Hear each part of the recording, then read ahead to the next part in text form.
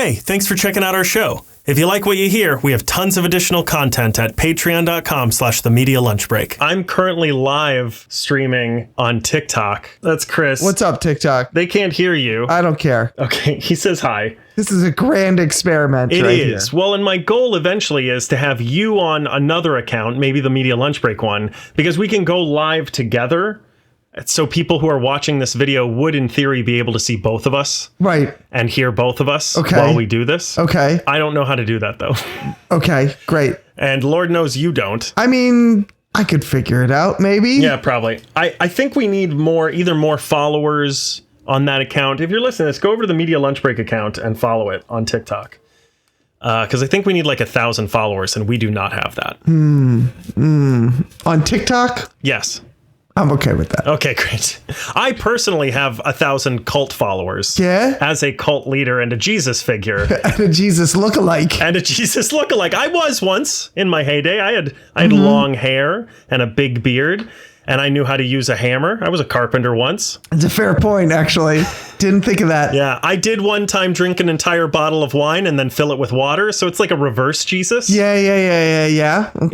good. Oh, I've also done a reverse Jesus on water where I tried to walk on it and I just fell in. Well, that was after the wine, That right? was after the wine. That's right. Yeah. Yeah.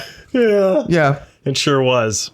Wow. How are you? I'm good. There's always a moment, maybe every third time that we do this, where right before I get on with you, I go, how do I do this again? Oh, yeah, sure. And not even the technical part of setting up the mic and the pushing record and everything. Literally the part where we just talk. And I'm sure, like, yeah. It's very difficult to know. Again? Yeah, how do we open the show? How do we start talking? How do we lead into the important things that the people are here to hear? Yeah. Here to hear. And I'm just like, do I just talk? I just speak and something will happen. That's what I do. Eventually. Okay. God willing. All right. I'll figure it out or something. Yeah. You'll either start a podcast or get canceled. Why not both? Why not both? Why not?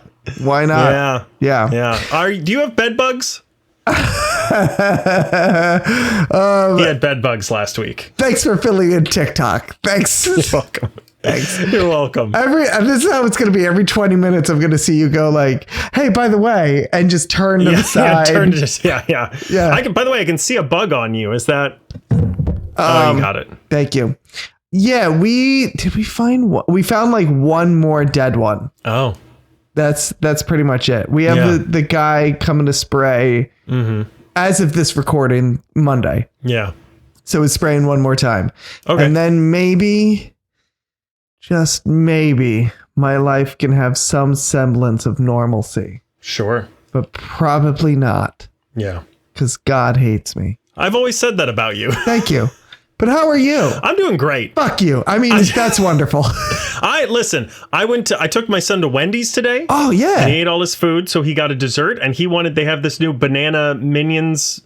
It's made out of Minions, I guess. Yeah, it's a Frosty. Yeah. And they grind up Minions and they shove it in there. Did they let you watch? Yeah, they let you watch. Yeah. It's banana flavored. Mm-hmm. And he was like, I want the banana vanilla. I want that. And I was like, okay, great. So I went up and I ordered it. And he was up there with me and he was running around and he kept messing with shit. And I was like, please don't mess with stuff. And he was like, I want that. All right. I ordered it. And then it came and they got it wrong.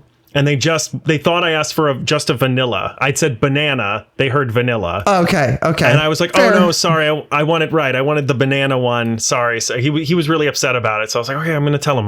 Hang on. And they got the banana one. They mixed in the banana, right? Everything's fine. We go back to the seat and he takes one bite and he goes, I don't like the yellow stuff. Oh, cool. And I'm like, that's the banana. That's the banana stuff. And he was like, well, I don't like it. And so then like we mixed it together. Yeah. Thinking, okay, maybe that's the ticket. And he took a bite and he was like, oh, that's much better. And I was like, okay, thank God. And then he took one bite after that and said, I'm full. Yes. This happens every fucking time with my kids. Every I'm gonna time. Have a stroke. Every time. We go to get ice cream. Yeah. And they order ice. They each have to have their own ice cream. And do they order a flavor that I would in any moment want? Exactly. Nope. No. Yeah. No.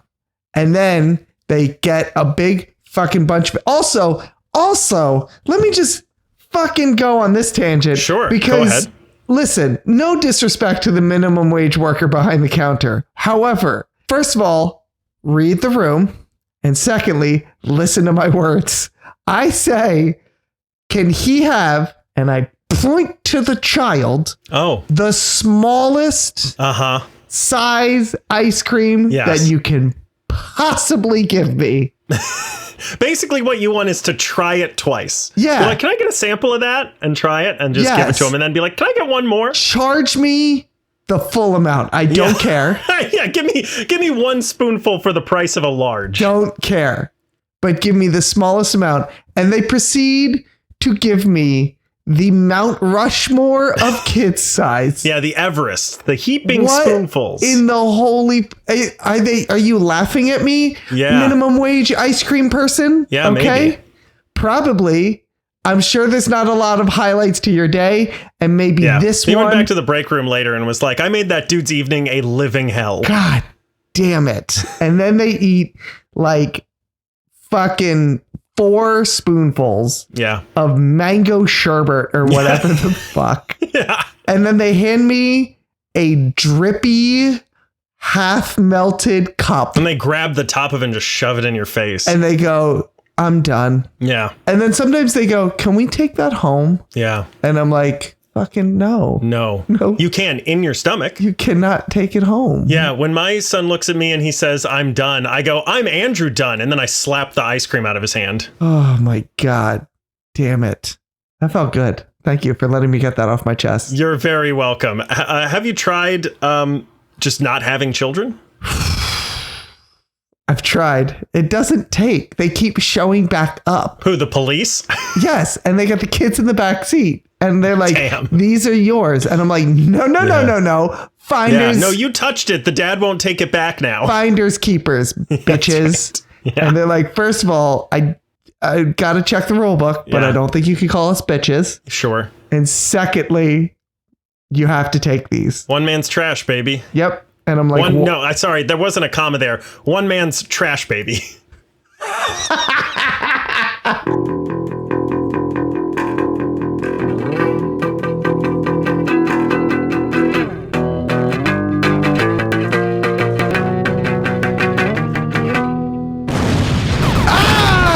Everybody, welcome to the Media Lunch Break, bringing you all of your comic, geek, and movie news all in the time it takes to eat a good sandwich and waste a fuck ton of ice cream. My name is Chris Triebel. Alongside me, as always, is my co-host Andrew Dunn. Say hello, Andrew. And not only me, but also 3 people who are watching on TikTok. Hi, everybody. Hey, 3 people on TikTok. You're only hearing one side of this, but hi, how's it going? Welcome. How great can this be for them? Oh, it's going to be awful. I highly recommend waiting until Tuesday and then finding this show on Tuesday elsewhere.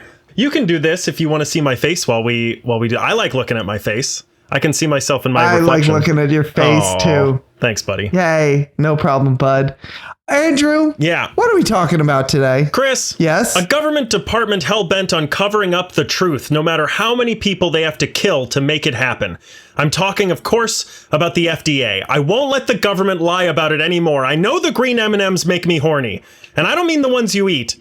I mean the one on the commercials. She's just my type, too. Round, 90% leg, and has an indeterminate number of holes. It's a real Schrodinger's cat situation, if you know what I mean. Anyway... Because you like pussy. Yes, that's what I mean.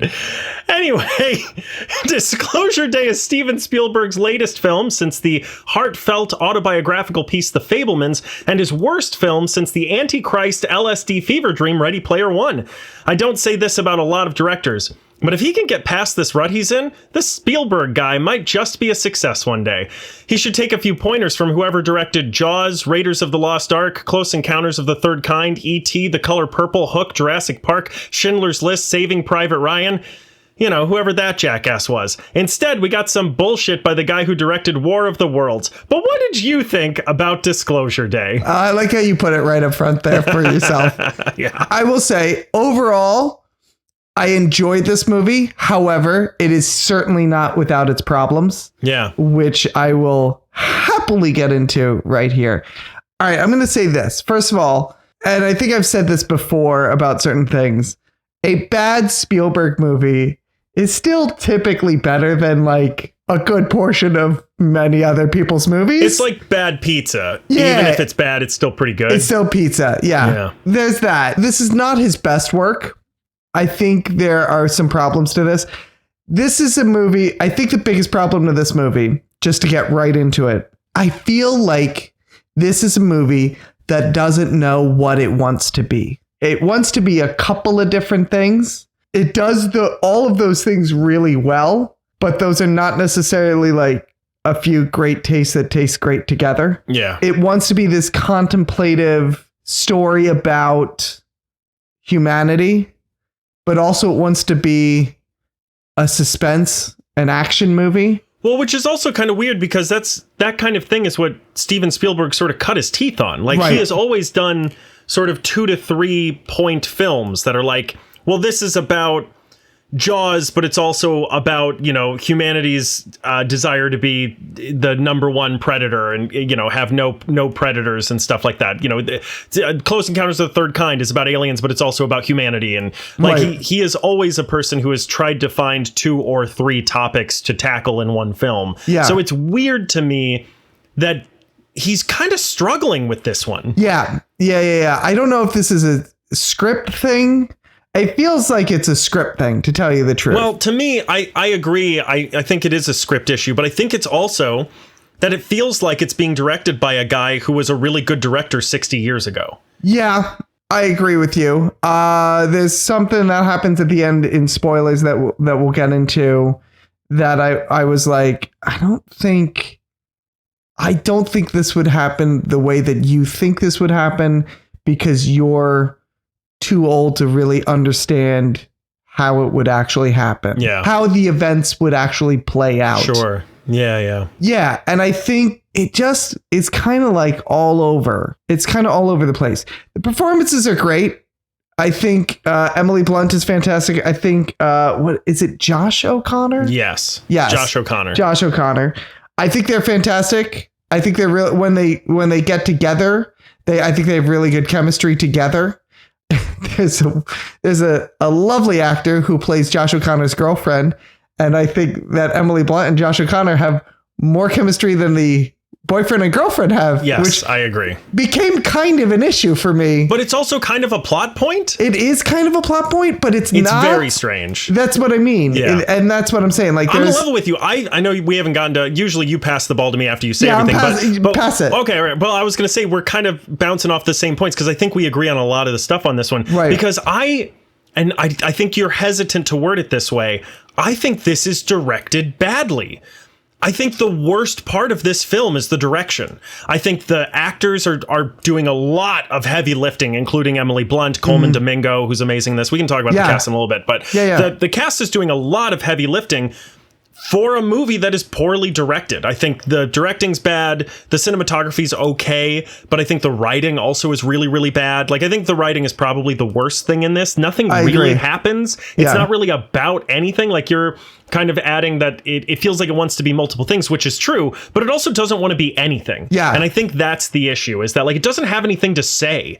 And one of the things that I actually wrote about this, and I wrote it in the spoiler section, but I don't think it is a spoiler, is if you're going to make an alien movie in 2026, in the year of our Lord goddamn 2026, it better be completely fucking different than anything I've ever seen before. Yeah. And instead, it feels like the 2-part season finale of like a primetime Fox TV show. Yeah. It just feels like it's nothing. It feels like it's people running from federal agents for 2 hours. Well, he's basically the movie. Yeah. The thing it has to say, I think the thing I shouldn't say that. I think the thing it's trying to say is something that Spielberg already said. Like, a lot of people are comparing this to Close Encounters. Yes. And I love Close Encounters. Me too. It's a fantastic film. I think it might be it's one of the first Steven Spielberg movies I ever saw. I forgot. I saw Jurassic Park in theaters. First movie I ever saw in theaters. If you've never seen it, I can't believe I'm saying this about Close Encounters, but yes, there are people out there who like have not seen Close Encounters of the Third Kind. Sure. I mean, it's not anywhere near his most famous film. No, it's not, but it was Anyway, the point is, If you've never seen Close Encounters, go watch that. Yeah, it's a better version of this. It's a better version of this, and that's exactly right. Yeah. And that's what I'm saying. So is E.T. that I think whatever he's trying to say in this, I think the message he's trying to say in this is something he has already said before. That's sort of what I mean by if you're going to make an Alien movie in 2026, it needs to be something different. One, that I haven't heard before, but two, that you haven't said before. Right. And I think already made this movie. Yes, I think you already made this movie. Just have dementia and he forgot? Yeah, no. He's like, I've got a great idea for a movie. Yeah, I know he's obsessed with aliens. And so I think he was like, oh, I could finally, I don't know if this is, because I think the story is by him, right? The story is by him. And I think the script is by David Kapp. Sure. So I think, you know what? This is on him because I don't think that the script isn't necessarily bad. The story itself. Do you know what I mean? Like the beat by beat plot. Both. Well, yeah. I think they're both bad. I'm not saying that the dialogues winning an Oscar. Don't get me wrong. But I think the story itself, the beat by beat plot points of this are kind of all over. Sure. And some of it is interesting and could be more interesting if you just streamlined it into whatever genre you want to fall into.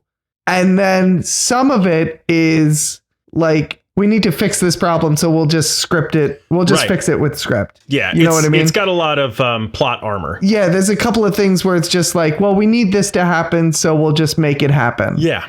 Yeah. And I do want to add as well, I'm shitting on this movie a lot. It's not horrendous. And no, when it's not. I've looked up reviews of this, and almost all of them are like, this is Steven Spielberg's worst film. It makes Ready Player One look incredible. It's not. Here's the other thing. It is probably in his top 3 worst films, but that's only because the dude has a fuck ton of good movies. He's directed 35 movies. Yeah. And almost all of them have been incredible. Right. It's better than Ready Player One. It's better than War of the Worlds. For sure. And again, the hard part for me is that I think if this has worse actors, I think it's probably his worst movie. Right. That's the struggle for me, is that the actors, I think this is maybe Emily Blunt's best movie, or best performance she's done. It could be. It honestly could be. She is fantastic in this. Yeah. I think Josh O'Connor does a good amount with what he has. Coleman Domingo does a good amount with what he has. But I think part of what makes Emily Blunt so good in this is that she is making something from nothing. Yeah. I think there is nothing in this script for her, and she's doing incredible work with it. We can talk a little bit about the cast. We've got Emily Blunt, like we talked about. Josh O'Connor, who is in, I think everybody knows Emily Blunt. Josh O'Connor was just in Knives Out. Wake Up Dead Men. Yep. Not Knives Out. He was not in. He was also in Tennis Gangbang. Yes, he was in Tennis Gangbang. Yeah. Also rumored to be on the short list for Bond as well. This also has, and for the first 30 minutes, I thought, man, when they put out a post for an audition for this character, they really put, we're looking for a Colin Firth type. Because I did not realize for the first 30 minutes that was Colin Firth. You didn't realize that? I thought it was somebody who just sounded a lot like him. He's much older than this character is. Yeah, okay. This character looks like 45. Colin Firth is almost 70. Is he really? Yeah, he's mid to late 60s. I don't know Dude's exactly. Dude's killing it, man. Yeah, Dude's I know. But crushing it. But I think life. also hair and makeup is doing a pretty big job here. Yeah. But also I've never seen him with a beard. He's got a beard in this. I also thought he was taller. He seems like a shorter guy in this. I don't know. He looks like 5'7" or something. He's like the same height as all the women he's around. So I for some reason I always thought Colin Firth was like 6 foot something. Yeah. He either is not, or they're doing some Apple Box magic. We've got Eve Hewson, who plays Jane. She is Bono's daughter. Oh. And she is completely fine in this. Yeah, she's totally fine. Fine. Coleman Domingo, who I think I struggle with this performance. Okay. Because I think it's one of the worst ones in the movie. But I think that's in large part because most of what he does is info dump. Yeah. Most of Coleman Domingo's role in this is just explaining things or telling people to go somewhere. Right. There's just not only is there nothing in this, it's written in a way that defies you to do anything other than a shitty performance. Right. And he does fine. He says all his lines without bumping into the furniture. Yeah. He does a fine job. And I love Coleman Domingo and tons of other stuff. His role, I think the problem is his role is kind of like they're trying to create this mysterious character with him. Yeah. And I mean, in some ways they accomplish it because all his dialogue, for the most part, except for like one conversation with Colin Firth, is really cryptic. Yes. And like, it's a lot of like, you're going there because you're meant to go there. In fact, and we'll get into this in spoilers, but there's a part near the end where there's sort of an opportunity for one of the characters to sort of know everything that he knows. Yeah. And that character is like, no, I don't want to know everything. Right. And we're like, okay, you know. Yeah. So this guy knows everything. And he plays it like a guy who knows everything. He's very clearly the puppet master of a lot of this. That's all you can. But that being said, that makes the character very one-dimensional. It does. It's just a very stereotypical guru-like character. Right, exactly, yes. Yeah. It's just sort of surface level. There's no real emotionality happening. Yeah. But I don't think there could be. So that's why I say I struggle with like how to review his performance is very difficult. Yeah. Wyatt Russell is also in this. Yes, he is. Yes, he is. He is. He is certainly in this. And he's certainly in this. Let me tell you, he's in it like a champ. Okay? Yeah. John Williams does the music. And boy, does he ever. Boy, does he ever. I heard that in a review that John Williams did the music, and I was like, didn't even notice there was music in this, so I guess that's a win? I noticed there was music in it, and I noticed it was very John Williams-esque because I was like, it is Steven Spielberg. Okay. And so I assumed that it was John Williams. That's funny, because I feel like it wasn't very John Williams-esque, because most of his stuff is like super catchy. The Indiana Jones theme, the Superman theme, Star Wars, you know, and I was just like, oh yeah, there was music. Yeah, this one just was like, I think, you know what? Honestly, I heard French horns and I went, oh, sure. It's John Williams. Okay. There's some weird CGI in this. Give me a I'm not animals. Oh yeah. Yep. Yeah, there's some weird animal CGI. Yep. There's some really good stuff. There's a couple really interesting cinematography wise scenes. Yes. That look very beautiful and are lit very interestingly. But there's like two. Yeah. There is a really cool train sequence. There is a cool train sequence. And that's what I mean. Like the parts that are supposed to be an action movie are great action movie. Yeah. And the parts that are supposed to be like this contemplative drama are really good contemplative drama. But then they just don't they don't fit. I know. Well, and what I was going to say as well is that the generally what you want in any art, any collaborative art piece, is you want the sum to be greater than this part separate, right? Greater than the sum of its parts, right? You want the total to be more than the work that each individual is putting in. Yeah. And this just isn't. It's not. Yeah. Yeah. It's just like there's some good stuff over here. There's some good stuff over there. Right. Some of this stuff in the middle is a little wonky. The direction's not very good. The writing's not very good. And it's just stuff. It's just here. You watch this and it's clunky and it's kind of all over the place, but you also get the feeling that you are in the hands of someone who knows what they're doing. You're going to say someone who knows better. Well, there is almost, and I have this with Jordan Peele a lot of the time. Oh, sure. Where it's like, and I've said this before, where I'll watch a Jordan Peele movie and it doesn't make sense. Like there's a scene or a subplot or something that doesn't make sense. And because he's so smart and because he's such a deft director and writer, I go, maybe it's me. Yeah. Maybe I don't get this because I'm dumb. Maybe I just am not smart enough to understand this movie. Right. Yeah. And this is, while watching this movie, there were parts to this where I was going, I don't think I like this. Yeah. But it's Steven Spielberg doing an alien movie. So if I don't like this, am I the problem? Right. Is it me? Yeah. And then I got done and I was like, I don't think it's me. Yeah. I don't think I'm the problem. No, not in this case. But I'm not positive on this.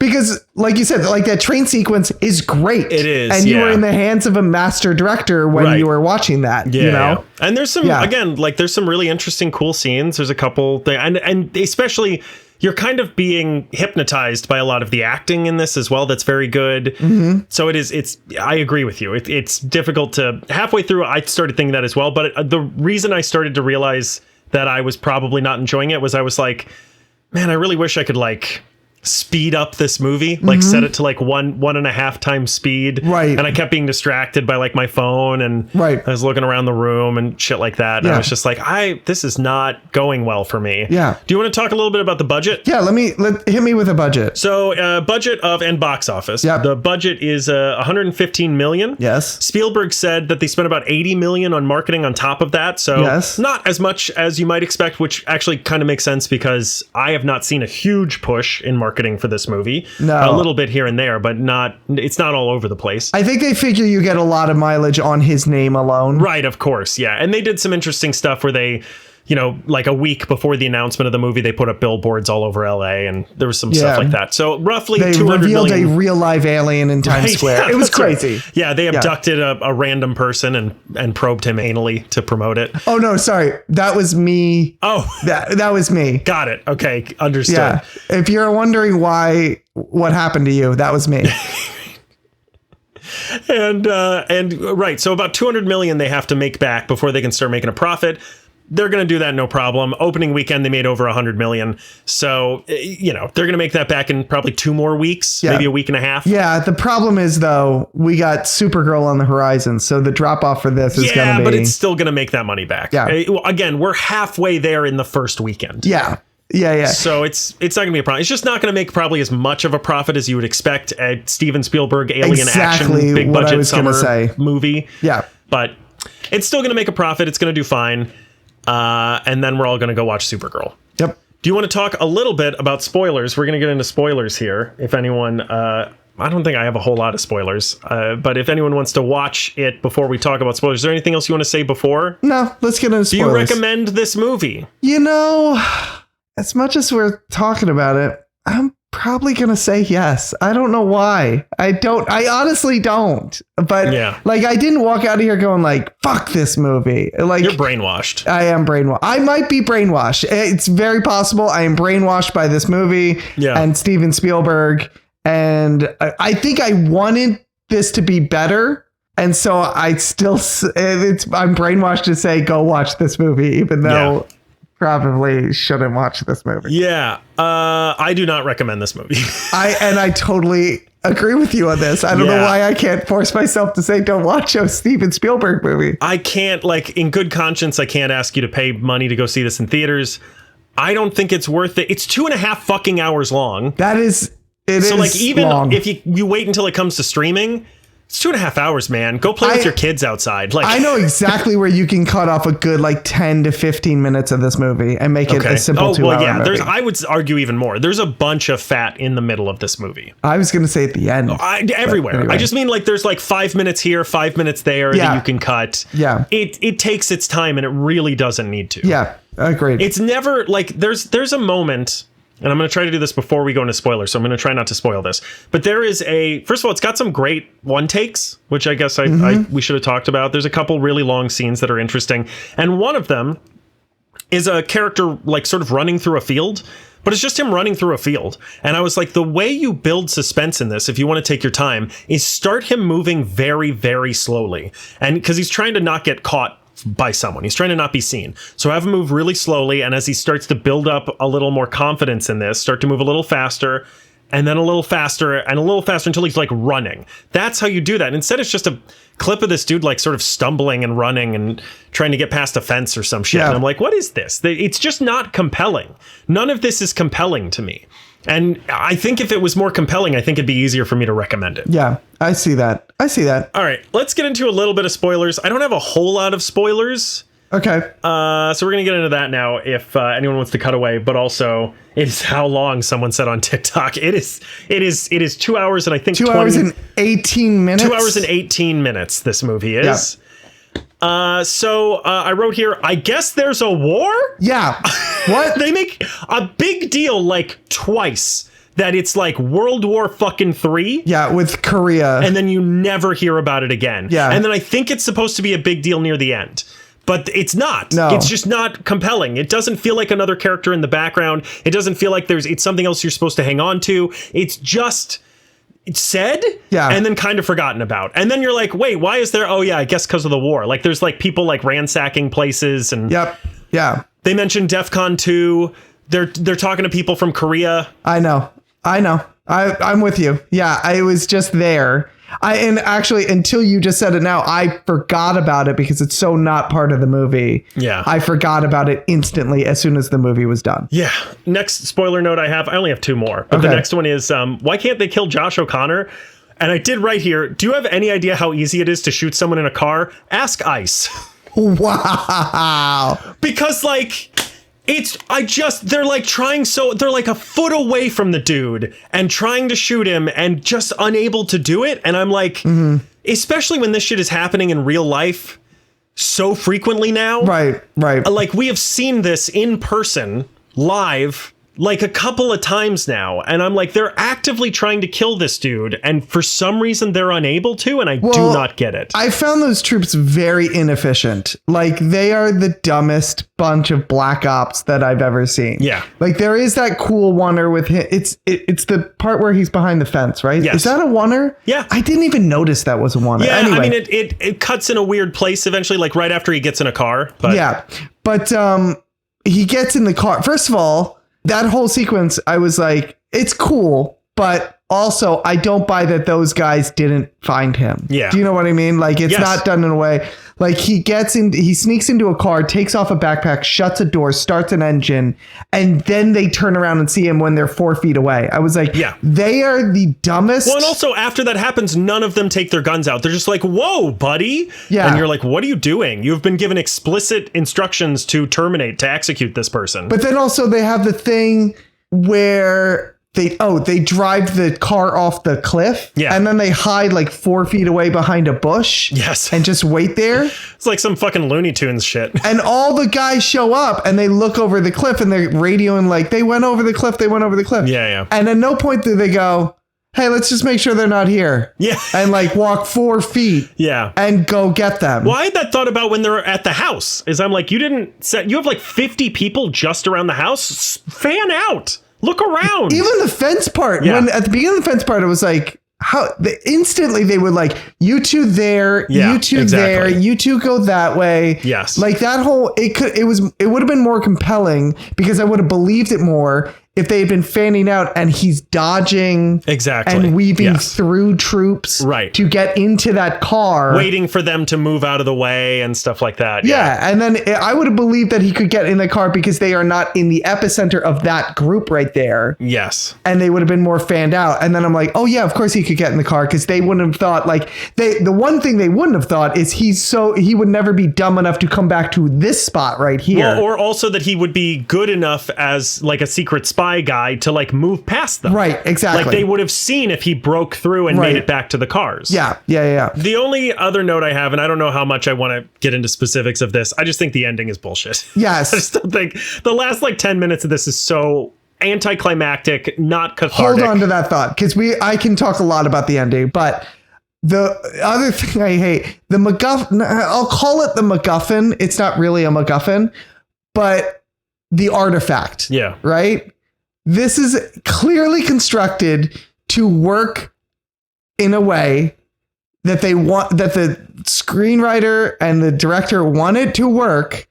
However, it needs to work. It's a Deus Ex Machina. But it's a Deus Ex Machina. It's just hand of God that comes out when they need it. And it's really unclear of like what its power is. Yeah, there's no rhyme or reason. It makes a guy disappear and then he reappears again and they never explain why. Yeah. It's just like an anything button. But exactly. It does whatever they need it to. Yes. They need Comfort to have a telepathic conversation. That's what it does. Yeah. They need Emily Blunt to make people invisible. That's what it does. Yes. Also, just the fact that there are 3. Yeah. Very strange. It was clearly like, we need this person to have one.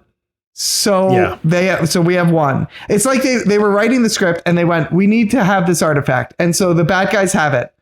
And then in the middle, they went, oh, actually, if they had the artifact, it'd be good. Yeah, they need to have one too, actually, for this thing to work. Okay, so maybe there's 2 and he stole one. Yeah. Okay. Oh, but then it gets destroyed. I don't know why. It just does. It just falls apart. Yeah. In Emily Blunt's hand because she used it too much. What if we had a third one? And then, oh, wait. Yeah. So you know what? Actually, go back to page 5. There's 3. Tell them there's 3. Yeah. And then we'll bring it back here. Yeah. That is exactly what it felt like. I had that thought as well. It just makes no sense. I don't understand it. You're not supposed to squeeze it too hard, I guess. That's a rule. Which I thought maybe that was a lie and he was going to just take it from the dude's hand. Right. Because he's like, oh, don't hold it too tight. And he's like, okay. Yeah. And then I thought he was going to just like grab it, like yoink it. It makes no sense whatsoever. None. Did you have anything else you wanted to say about the ending of Disclosure Day or anything else about this movie? So, yeah, the ending. Okay. The ending of this movie it's like 10 minutes of B-roll news footage. Yeah. This, first of all, this movie is 2 hours and 18 minutes. This is where you make it 2 hours right here, because you could cut out most of that. It also is largely, Steven Spielberg took like, I don't know if I want to call it real alien footage or whatever, but like stuff that people have accumulated. They're like, what is this? Was this real? This is proof of aliens. And he just refilmed it. Which he could have, I guess, just used. He could have, or like you said, he could have just done nothing. Yeah. I think the other thing about the ending is this. This is to me clearly an old man who doesn't really understand how media is ingested anymore. Yeah. And in some ways it's a beautiful thing, because normally when you think of like an old man who doesn't understand social media or something, it would be like this movie would be a comment on how like everyone's on their phones and it's ruining everyone and rotting your brains and whatever. Yeah. And it's not that. It's more of a hopeful. It's kind of a hopeful aspect of like, yeah, despite all of that, this is how this would play out if this really happened. If there was a disclosure day, this is how this would play out. It would go on all the news channels and we'd all watch it. We'd watch it on our phones and everything, but we'd all be watching together and it would be taken in as one, as one human audience, as one society. And we would all come together and see this and have this joint event.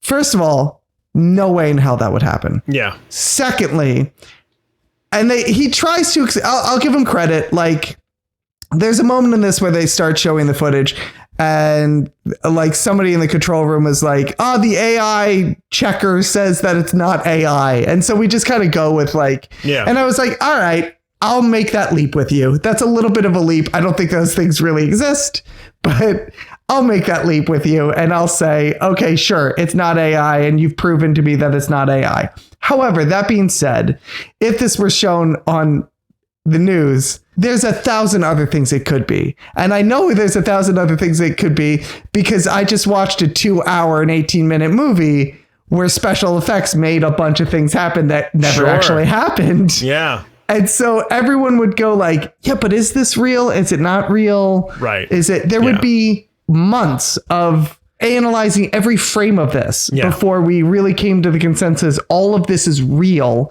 and not faked. And even then there would be a good portion of the society that would never believe this it was real anyway. Also, after that, to prove everything after the footage is shown for about 25 years, they bring out a real alien. Yeah, they sure do. Just to really prove their point home. Yeah. They could have just put the camera on him. I was going to say, I'm going to say this to anyone out there listening who is planning a real disclosure day. If you have a real alien, lead with the alien. Yeah. Okay? I don't need the other stuff. Yeah. That's just background after that. Yeah. Give me the alien. Yeah. You had a woman click on film. Yeah. Oh, what the hell are you doing? Where they showed like 25 minutes of footage and then they went, oh, and also, by the way, here's an alien. And it was like, whoa, wait, whoa. Yeah. Also, speaking of the ending, Josh O'Connell sure does know a lot about how control rooms work in a news company. Yeah, I know he's a math wizard and everything like that. And that gives him like the ability. And he's a cyber dude. Right. Cybersecurity guy who's really good at binary code. Let me tell you something, my guy. I've never been in like a professional control, like the NBC News or anything, but like I was an AV nerd. We had a television studio. There was like a small unit that was like that. Okay. Yeah. That's complicated stuff. You don't just walk into that and be like, yeah. Well, and I was going to say that it adds to your point that like Steven Spielberg is like, he clearly doesn't understand that the way this would get around would be through social media. Right. And what he instead is like, well, everybody knows about how newsrooms work, you know? Right. No. Also, the directors of newsrooms are very very confident people. They have to be. It's a high pressure job. Sure. Josh O'Connor would walk in there and be like, all right, here's what I need you to do. And that news director would be like, here's what I need you to do. Shut the fuck up. Yeah. Sit your ass down. What do you got for me? Oh, you've got alien footage. You got your little alien footage. I'll tell you where it goes. Right. Okay, just upload it and I'll figure it out. Yeah. All right, shut your mouth. Shut your damn mouth before you come into my control room. I do want to point out as well, I think I saw a review of this, a critique of this movie, that going back to I was just reminded of this, going back to the thing about, I guess there's a war with Korea in this movie. Yeah. What would have been really, at least a little more impactful, I think, is if instead of Josh O'Connor, we had by the way, I think I called him Josh O'Connell earlier, but whatever, Josh O'Connor, it doesn't matter. Yeah. If instead of him, we had a Korean actor, someone like Steven Yeun. Oh. And it's about America and Korea. And you have an American actor and a Korean actor who are working together. Oh, that would have been really... And I was like, that's a really interesting way to drive that home. Really good. And that would have made more sense about like why the world stops World War III. Right. Because at this point, it's like, who gives a shit? Right. Like we still have the same economic problems. We still have the same foreign... Yeah, tomorrow, all this is going to, like, they're like, the world has changed. Right, exactly. And We'd be like, wow, there's aliens. Anyway, you still have an embargo on our blah, blah, blah, or whatever. Right. You know? It doesn't matter. Whatever they're warring about. Yeah, they're just put this off for like maybe max a week. Right, yeah. And then we're going to pick this back up again. I also, as just a final review of this, there's a lot of can the people handle the truth in this? And that's just such a tired theme. It's such a tired trope. Right. But can people handle the truth? Can people shut up? But that's what I mean. Is I know so much more than I ever should have known about anything. Yes. I wish I didn't. Yeah. I can handle any information. We can handle any information. Shut up. Yeah, we can handle it. We just don't want it. Yeah. I don't want to know this I just stuff. want to shut my brain off. I want to live through one precedented moment. Yeah. Just one. Yeah. Ever. Yeah. Just really like... Really, this is how Disclosure Day is going to go. They're going to disclose that aliens exist, and I'm just going to go like, I gotta fucking this now. Fuck me. Yeah, or everybody's going to be like, wow, aliens exist. Gas is still $4 a gallon. Sick. Cool. Yep. Awesome. Cool. Oh, and rent is still due at the end of the month, or aliens great. exist? Yeah, aliens didn't fix the rent. Okay, great. Wonderful. All right. I don't have anything else to say I don't about have anything this. else to say about this. Do you want to move on to the reading assignment? Let's go on to the reading assignment. Chris. Yes? Uncanny Valley follows a young boy named Oliver who discovers he's part cartoon. I know that sounds crazy, but I had a similar awakening the first time I saw a naked woman as a teenager and needed a surgeon to put my eyes and tongue back into my face. His name was Dr. Seuss. He did good work, but he said some questionable things about the Japanese. Oliver is told this by his grandfather, who is the Walmart brand of a specific licensed character. I won't spoil the surprise, but just know it'll make you scream, "What in tarnation?" Chris, what did you think of this week's reading assignment, Uncanny Valley? All right. So actually, no. Oh yeah, no. I usually word it differently. I usually word it, this week's reading assignment is Uncanny Valley is what I should have said, because it's my reading assignment. I did It's forget your that. reading assignment. So what do you think of Uncanny Valley? Chris, this is incredible. Isn't it? This is one of my maybe top 3 things that I've read on this show. Oh wow, that's awesome. I really, really, really like this. Yeah. I like the artwork works really well. I'm mesmerized by what this artist is able to do by having like realistic depictions of human characters in this book, and also like Looney Tunes style and He-Man style and like Astro Boy style and Scooby-Doo style characters just all over the place. This is Space Jam for a new generation. Oh, that is such a good way to put that. And it works super well. Yeah. It is a fascinating story. It doesn't go through a whole lot of the plot in the first volume. It is largely just go, go, go, go, go. There's stuff happening. We're trying to get from here to there. Who do you trust? Who do you don't? But there are twists and turns that are really interesting. You don't really know who to trust. And I don't want to spoil anything about it because I think everyone should read it. It's really fascinating. It is written by Tony Fleecs with art by Dave Wachter. And interesting thing about this is why I love reviewing comics and talking about comics. Mm-hmm. I checked out both of their websites just to see like what else did these people do and what's their thing and whatever. Dave Wachter just has his email address on his homepage. Oh, that's awesome. You just email the guy. Yeah. And he's like one of the best artists I've seen in comics in a long time. And again, I don't want to diminish the writing at all because the writing is really interesting and unique. It's such a fascinating, unusual story. It is something that is unfamiliar. Like I have not seen a story like this maybe ever. It incorporates a lot of different elements from different types of stories and different themes about, a chosen one. And there's a Romeo and Juliet element in this. There's warring tribes that maybe coexist amongst each other and blah, blah, blah. And then at its core, it is just a silly fucking story about Looney Tunes living in the real world. This blows. No, actually, this is incredible. I'm going to kidding. murder you in your sleep. This is incredible. No, I'm going to do it while you're awake. Okay, cool. I want to look you in the eyes. Yeah, no, this is great. This is really, really, really, really good. I really enjoyed this as well. I talked in the last segment about like having that feeling that you're in the hands of an expert. And this is one of those ones where like, you're right about the art. The art is incredible. It is amazing that the artist is able to balance the depiction of real people with so many different styles of cartoon accurately. And what type of cartoon everything is coming from. You know what I mean? Like you can see the show on your television screen. Like you can imagine it on your television screen just based on one character. But then also just in the writing, the dialogue and the situations and things like that. This is a person who loves cartoons, grew up on cartoons, and has a reverence for cartoons. Like this isn't a spoiler, but there is one great gag where they think that someone is like this crazy ghost character and everything, and then they're like, oh, this is just the landlord from the such yeah, it's and one like, panel. What a great, it has nothing to do with anything. It's literally just like they needed an extra panel there, so they were like, let's just make a Scooby-Doo joke here. And you were like, of course, like exactly where that should go, and that reference and everything like that. Like the writer clearly has such a reverence for old there's a deep love Saturday there. Morning cartoons that they know exactly every reference is perfect, Yeah, this is really great. This is like, it's like Roger Rabbit for a new generation. Sure. Yeah. You know what I mean?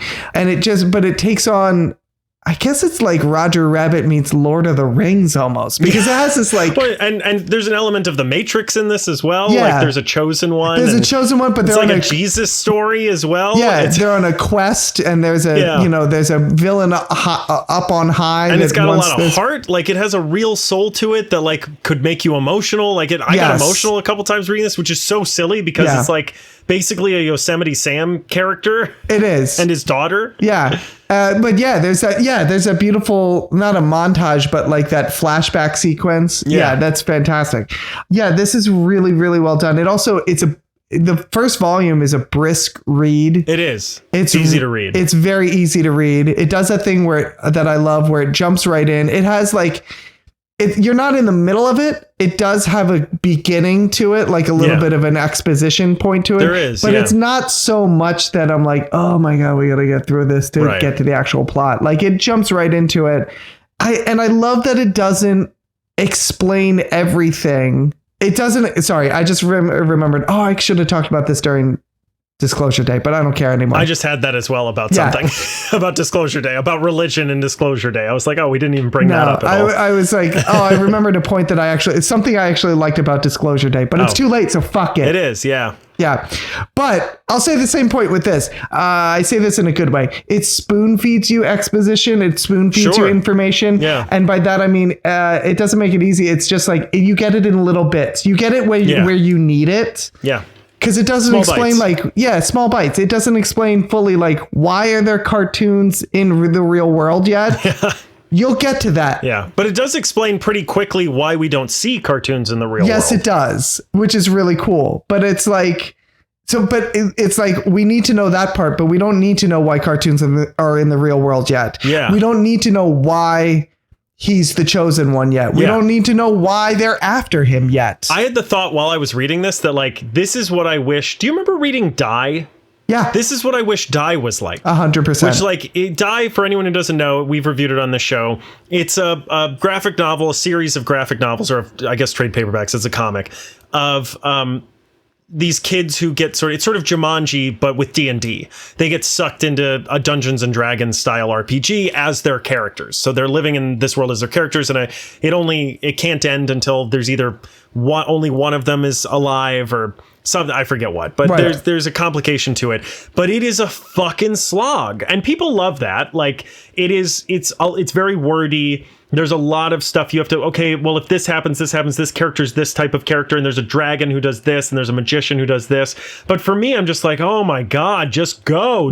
Can we just fucking go? And this goes, and it doesn't stop for anything. Yeah. I do love, just to skip to the end, I would totally continue with this. Like, if I had the time for it, because we always say like, oh, would you continue with this? And then we're like, yes. And we never do. I almost kept reading. But I might keep reading this. If I had the time, I would have continued to read this before. I might add this to my reading pile, actually. I might read this tomorrow. Yeah, I might catch up on this and get current with it, because it is really good. I am fascinated, like I said, because they spoon feed you this information. Yeah. You become fascinated of like, why? Why is he? I want to know the mystery. I want to know the answer to this mystery. Yeah. Yeah. Yeah. I'm trying to think if there's anything else I have to say about this other than like absolute praise. Not really. I don't have anything negative to say about I really Uncanny don't. Valley. No, it's really good. It's really, really good. Really good. All right. It's weird that we just spent 40 minutes shit talking a Steven Spielberg blockbuster. Right. But this. And now we're talking about fucking Space Jam the comic. There are times when I'm like, are our priorities like really out of whack?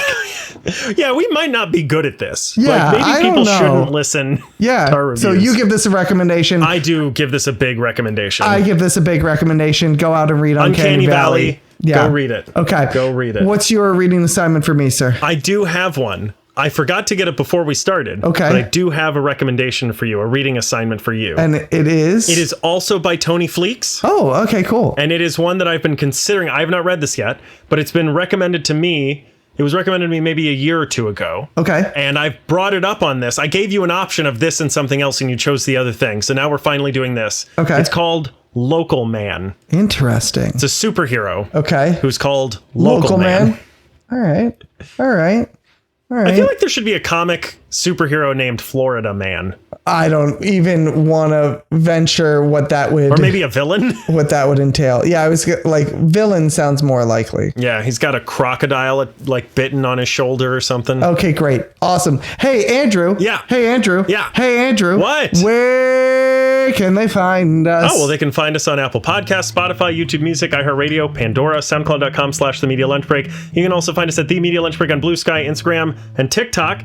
And you can also find us at YouTube.com/The Media Lunch Break if you want to check out our long form videos there. We have merch on Spring. You can also head to our Patreon. That's patreon.com/The Media Lunch Break if you would like to keep the lights on, donate $1 a month or something like that, and be a patron, be a donor. There's lots of cool benefits over there, including a full unedited video of every single episode that has a bunch of fun graphics on it. So make sure you head over there and check that out. That's on the Let's Get Intimate tier. You can also send us an email at themedialunchbreak@gmail.com, or you can visit our website, which is www.themedialunchbreak.com. Give us a rating and a reviewing on iTunes, SoundCloud, or YouTube. And last but not least, hit it. This is going to confuse the TikTokers. Yeah, it is. Special thank you to Julie. Thanks, Julie. Whose grandfather is Foghorn Leghorn. Okay, I see what you did there. Yeah, see. I see what you did there. Yeah. We made it.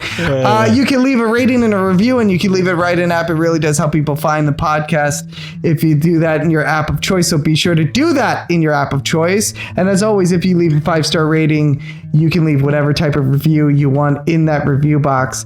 This week, if you leave a 5-star rating, tell us, are we stupid? Are we stupid? We might be stupid. We might be. Yeah. We might be bad at this. All right. Just put you're stupid. Just put it in there. That's fine. That's good. Yeah. Let's get 20 of those in there. Yeah. 5 stars. You're stupid. Yeah. This has been Disclosure Day and Uncanny Valley. Next week is going to be the best damn day of the week, the Tuesday News Day. Oh, the Tuesday News Day. Yeah. And then after that, it's going to be Supergirl. It's got to be Supergirl. Yeah. And Local Man. Yeah. I'm excited. Supergirl. Local Man. Yeah. See how that works? Yeah, I sure do. But here's the deal. If you're listening to this and you're like, hey, listen, everybody's going to talk about Supergirl. Don't talk about it. Okay, find something else to talk about. In fact, talk about this. Send it over to us. You got an idea? Send it over to us. You got a reading assignment for us. You read something amazing. You want to assign us something to read? Send it over to us, okay? If you're a creator, you wrote a comic, you shot a pilot, you made a film, You want us to put eyes on it, ears on it. You want us to talk about it on the mic. Send it over. We will talk about it on the mic. Hell, we'll bring you on the mic. You can talk about it your own damn self. We love doing stuff like that. Okay. I just realized you're still on TikTok, and it's just I sure am. People staring at you, staring at me, just talking endlessly right now. Yeah. All right. Where the fuck was I now?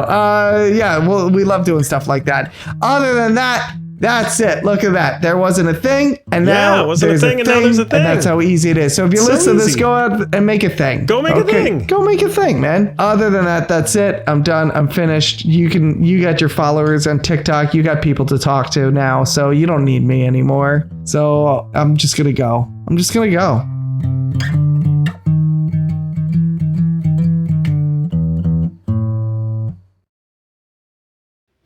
I've never needed you, Chris. Also, there's an AI summary on TikTok Live now. No. Don't say I've never needed you. Also, there's an AI. Don't ever. No, I've never needed you. I just want you.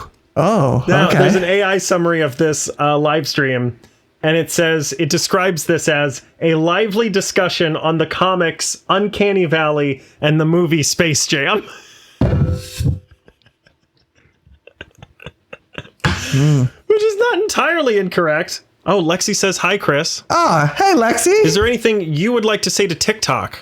Fuck your forum. No.